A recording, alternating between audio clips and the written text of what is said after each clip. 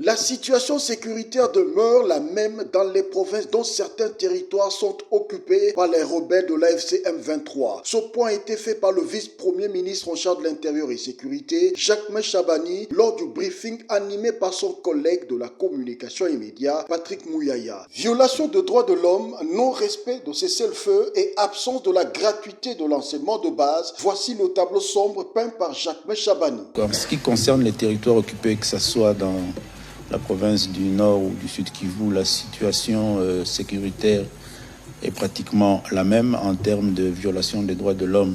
Nous continuons au jour le jour à enregistrer les différentes violations des droits de nos concitoyens qui vivent dans des conditions extrêmement difficiles d'insécurité. Il faut dire que ce soit les rafles et les enlèvements des jeunes gens continuent pour les enrôler de force dans les mouvements armés.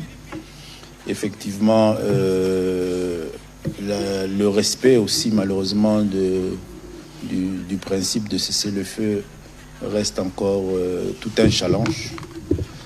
Et à côté de cela, la mise en place de l'administration parallèle continue à se mettre en place. Nous avons vécu en début de cette semaine la rentrée scolaire.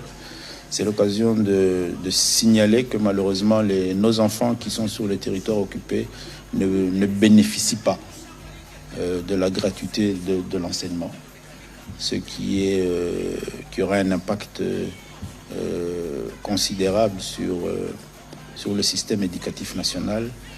Et le jour où la paix sera consolidée, lorsque nous allons travailler sur la restauration de l'autorité de l'État, ça fera partie aussi des questions majeures que le gouvernement devra prendre en charge. Concernant les autres provinces du pays, le vice-premier ministre en charge de l'Intérieur et Sécurité a fait savoir que la rentrée scolaire s'est passée dans des conditions plus ou moins respectables. Un compromis avait été trouvé entre le gouvernement, les écoles et les enseignants.